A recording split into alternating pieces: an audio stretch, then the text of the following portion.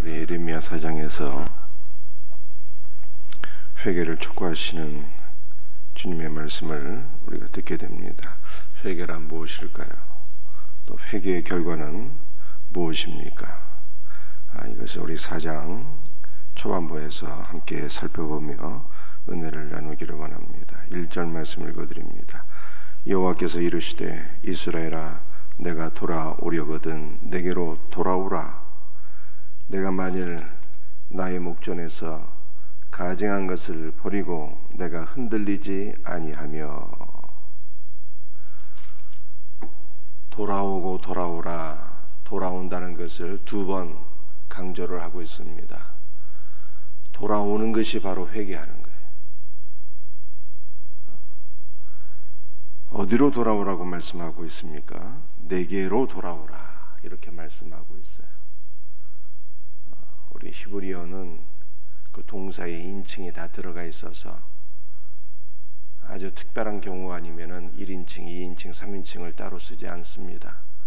그런데 1절에서는 원문에도 내게로 돌아오라 이렇게 되어 있어요. 내게 1인칭이 강조되어 있는 거예요. 내게가 누구입니까? 하나님이죠. 하나님께로 돌아오는 것이 바로 회개인 거예요.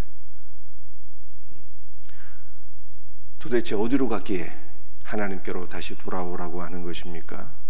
세상으로 향한 영혼이 하나님을 멀리 떠난 것이 주임을 깨닫고 세상에서 하나님께로 다시 돌아오는 것이 회개인 것입니다. 하나님을 떠나서 우상을 숭배하는 자리로 갔던 자들이 하나님을 멀리 떠난 것이 주임을 깨닫고 우상 숭배에서 돌이켜 하나님께로 돌아오는 것이 회개인 것입니다.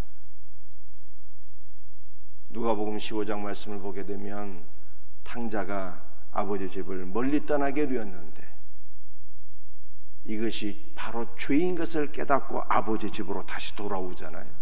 아버지 집으로 다시 돌아오는 것이 회개인 것입니다. 그럴 때 그 탕자의 모든 것이 아버지의 은혜와 사랑 가운데서 회복되는 것을 우리가 보게 됩니다. 돌아오되 어떻게 돌아오라고 말씀하고 있습니까? 1절 하반절을 보면 가증한 것을 버리고 내가 흔들리지 아니하며 이렇게 말씀하고 있어요.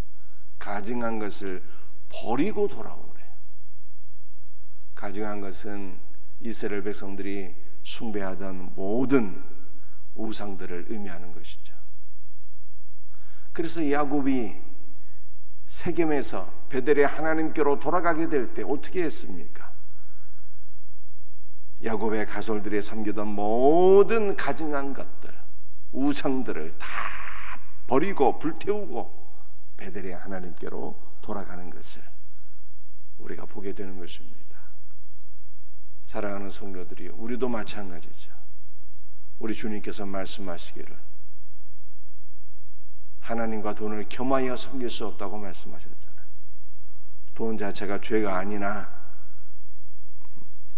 돈도 우리의 삶에 필요한 것이나 하나님을 사랑하는 것보다 돈을 더 사랑하는 마음이 있다면 이것이 우상 숭배예요. 그러므로 하나님을 섬기는 것과 돈을 아울러 섬길 수 없다고 말씀하셨기 때문에 돈 사랑하는 마음을 버리고 주님께로 돌아가야 되는 것이죠. 하나님보다 더 사랑하는 것이 있다면 그것이 무엇이든지 그 모든 것을 내려놓고 버리고 하나님께로 돌아가서 오직 마음과 목숨과 뜻과 힘을 다하여 주 너의 하나님을 사랑하라 말씀하신 그대로 주님을 사랑하는 것이 참 회개인 것을 성경에 말씀하고 있는 것이죠. 버릴 뿐만 아니라 어떻게 하라고요? 흔들리지 않아야 된다. 흔들리지 않아야 돼. 흔들리지 않는다는 것은 무엇을 의미하는 것입니까? 흔들리는 것이 무엇인가를 먼저 깨달아야 되겠죠. 하나님과 우상을 숭배하면서 이 양 사이에서 누가 참된 신일까?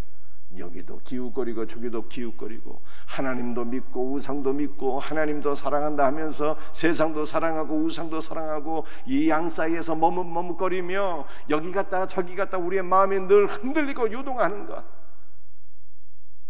이것이 바로 흔들리는 것이고, 그러므로 1절에서 가증한 것을 버리며 흔들리지 않아야 된다. 우리의 마음이 하나님께 고정되어야 한다 라고 하는 것을 말씀하고 있는 것입니다. 그러므로 주의정 여호수아는 생의 마지막 순간에 뭐라고 고백했습니까? 오직 나와 내 집은 여호와를 섬기리라 라고 말씀하는 거예요. 이스라엘 백성들이 하나님과 가나안의 모든 잡신들 사이에서 방황하게 될 때에 여호수아의 마지막 고백, 오직 나와 내 집은 여호와 하나님만을 섬기겠다는 거예요. 이것이 우리의 고백될 수 있기를 주 예수의 이름으로 축복합니다. 그러므로 또한 엘리야도 말씀하기를, 이스라엘 백성들이 영적으로 늘 흔들리는 모습을 바라보면서 누가 하나님이신지 오늘날 너희들이 섬길 하나님을 택하라 말씀한 거예요. 너희들이 어느 때까지 하나님과 바알 사이에 머뭇머뭇하겠느냐? 너희가 어느 때까지 방황하겠느냐? 너희가 어느 때까지 흔들리겠느냐? 오늘날 너희가 섬길 하나님을 선택하라 라고 말씀한 것이죠. 사랑하는 성도들이요, 이 말씀은 오늘날 우리에게 주시는 말씀이죠. 하나님께서 오늘날 우리가 섬길 자가 누구인지 선택하고 마음과 목숨과 뜻과 힘을 다하여 하나님만을 섬기고 흔들림이 없어야 된다는 거예요. 흔들림이 없는 우리의 삶이 될 수 있기를 주 예수의 이름으로 축복합니다. 회개가 무엇일까? 3절에서는 이렇게 말씀하고 있어요. 여호와께서 유다와 예루살렘 사람에게 이와 같이 이르노라. 너희 묵은 땅을 갈고 가시덤불에 파종하지 말라. 여러분들은 묵은 땅을 갈고 가시덤불에 파종하는 건 이건 같은 의미가 되는 것이죠. 두 번 강조한 것이라고 생각돼요. 가시덤불이라고 하는 것이 무엇입니까? 가시덤불에 파종해봤자 아무 쓸모가 없죠. 열매를 맺을 수가 없습니다. 그런데 이 가시덤불은 무엇을 상징하는 것입니까? 아담과 하와가 하나님의 왕 되심을 거부하고 스스로 하나님이 되겠다 선택하고 마음을 교만히 하여 선악과를 따먹게 되었는데, 인간이 타락함으로 말미암아 땅이 저주를 받아서 가시덤불과 엉겅퀴를 내게 되었다 성경이 말씀하고 있는 거예요. 그러므로 가시덤불은 인간의 교만한 마음을 가리키는 것이죠. 하나님의 왕되심을 거부하고 하나님을 섬기는 것을 거부하고 마음이 교만하여서 내가 하나님이니 나는 내 뜻대로 나의 영광을 위해서 서겠다고 하는 인간의 타락한 상태가 바로 가시덤불이에요. 이 가시덤불을, 이것이 바로 묵은 땅이고, 이 가시덤불을 철저히 기경하고 갈아엎고 우리의 마음이 새로운 마음이 되어야 된다는 것입니다. 교만한 마음이 철저히 회개하여서 주님의 성령을 받아서 새 영을 받아서 새 마음을 갖고 우리의 마음이 쉼이 겸손하여서 살아계신 하나님만을 사랑하고 섬기고 높이는 것, 바로 이것이 묵은 땅을 기경하는 것이잖아요. 이것이 참된 회개라고 성경이 우리에게 말씀하고 있습니다.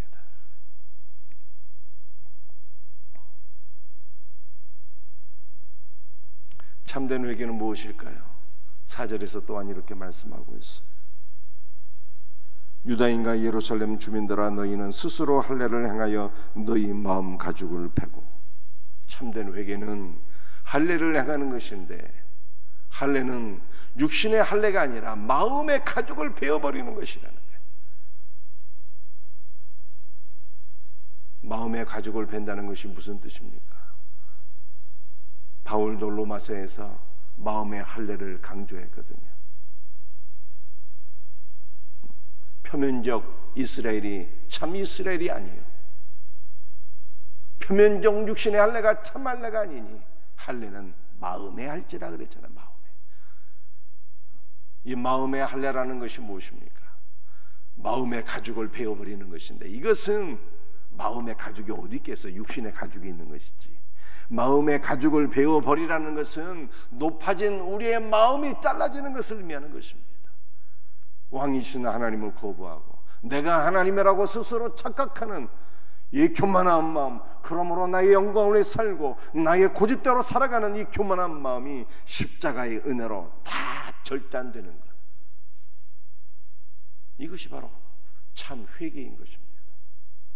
성령께서 우리 마음에 임하실 때 십자가의 은혜가 깨달아지고 믿어지고 경험이 되어지고, 그러므로 주 예수 그리스도와 함께 나의 모든 교만한 마음이 십자가에 못 박히게 되고, 십자가의 은혜로 나의 모든 교만이 베어지게 되고 예수 그리스도의 겸손한 마음을 갖게 되는 것, 이것이 마음의 할례이며 이것이 참된 회개이다 라고 하는 것을 성경이 말씀하고 있습니다. 그런데 4절에서는 이렇게 마음의 할례를 받을 뿐만이 아니라 어떻게 하라는 거예요? 나 여호와께 속하라. 1절에서 말씀하고 있는 것처럼 내게로 돌아오라고 하는 말씀이 주님께 속하는 것을 의미하는 것 아니겠습니까? 우상에서 돌이켜서 우리는 하나님께로 돌아와야 되는 거예요. 높아진 모든 마음이 베어지고 우리가 여호와께 속한 자가 되어야 하는 것입니다. 요한복음 14장에서 주께서 말씀하신 것처럼 너희가 내 안에 내가 너희 안에, 우리는 살아계신 하나님 주 예수 그리스도와 하나로 연합된 삶을 살아야 되는 것이죠. 이것이 참된 회개이며 이와 같이 될 때 어떠한 결과가 오게 될까요? 2절 말씀입니다. 진실과 정의와 공의로 여호와의 삶을 두고 맹세하면. 여러분들 진실과 공의와 정의는요 다 예수 그리스도의 속성을 의미하는 것입니다. 진실, 처음과 끝이 같은 것을 의미해요. 진리입니다. 우리 예수님께서 진리이시거든요. 정의, 이것은 재판하다, 통치하다, 다스리다 라고 하는 뜻이에요. 우리 예수님은요 정의로운 재판장이 되시는 거예요. 정의로 우리를 다스리시는 만왕의 왕이십니다. 공의는 십자가의 은혜를 기초로 해서 사랑을 베푸는 거예요. 용서하는 것이고 구제하는 것이고 자유케 하는 것입니다. 다 예수 그리스도의 속성을 의미하는 것입니다. 진실과 정의와 공의로 여호와의 삶을 두고, 여호와의 삶이라는 것은요 여호와의 생명이라는 뜻이에요. 생명. 맹세라고 하는 단어는요 만족하다, 만족하다, 충만케 하다 라고 하는 뜻이 있어요. 그러니까 예수 그리스도의 생명으로 충만하게 되면 우리는 참으로 주님 앞에 고백하게 되는 거예요. 맹세하게 되는 것입니다. 우리는 여호와께 속한 자라고. 여호와의 생명으로 우리가 충만하게 될 때 주님께로 돌아와서 여호와께 속한 자가 되어서 여호와의 생명으로 충만하게 되면, 여호와의 생명으로 만족하게 되면 우리는 실로 맹세하고 우리는 실로 고백하게 돼요. 우리는 주님께 속한 자라. 그러면 또한 어떠한 역사가 일어나게 됩니까? 우리가 여호와의 생명으로 충만케 되어서 주님께 믿음의 고백을 하게 될 때 어떤 역사가 일어나게 돼요? 나로 말미암아 스스로 복을 빌며 나로 말미암아 복을 받게 된다는 거예요. 주님께서 아브라함과 야곱에게 말씀하신 것처럼 너와 내 자손으로 말미암아 천하 만민이 복을 받으리라 라고 말씀하신 것처럼 우리가 이 우상을 떠나서 여호와께 속한 자가 되어서 여호와의 생명으로 충만함으로 믿음의 고백을 하게 될 때 우리는 내 자손으로 말미암아 천하 만민이 복을 받으리라 말씀하신 것처럼 주 예수 그리스도로 말미암아 복을 받게 되고 주 예수 그리스도로 말미암아 자랑하게 되고 찬양하게 되고 하나님께 영광을 돌리는 복된 삶으로 나가게 되는 거예요. 여러분들, 이것이 바로 회개와 회개의 결과인 것입니다. 이 놀라운 은혜가 우리 모두에게 날마다 충만하기를 주 예수의 이름으로 축복합니다. 기도하시겠어요?